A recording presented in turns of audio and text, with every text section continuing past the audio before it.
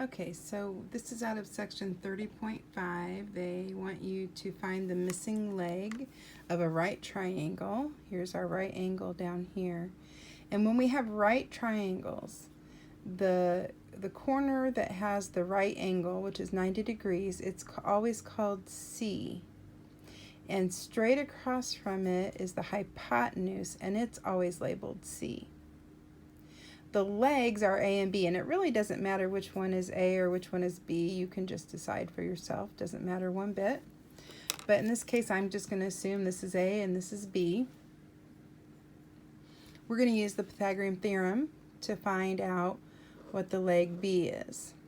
Now, Pythagorean theorem says that if you square A and you square B, it'll equal the same thing as C squared. And so we know some of these answers. We know that A is 9, so we can write it as 9 squared. We don't know what B is, but we do know what C is, so we'll write that as 13 squared. So now what we want to do is continue working the problem and solve for B. Sorry about that, I had to get my calculator out. So if we look at 9 squared, it's 81. Whoops. I almost wrote 18.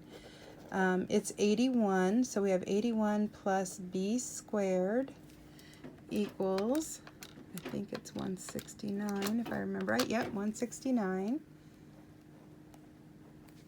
And then we want to get b alone, so we're going to subtract 81 from both sides. So right now we have b squared equals 88. And so in order to find out what b is, we're gonna say what's the square root of b squared, and we're gonna do that over here as well. And so we're gonna do the same thing to both sides. Well, the square root of b squared is b. And the square root of, let me pull this up,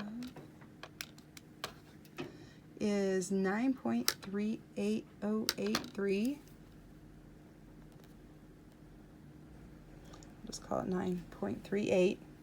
And that makes sense because we do know that for every right triangle, the legs always have to be smaller than the hypotenuse. So coming up with 9.38 makes sense to me because it's smaller than 13. The C side will always be the largest number.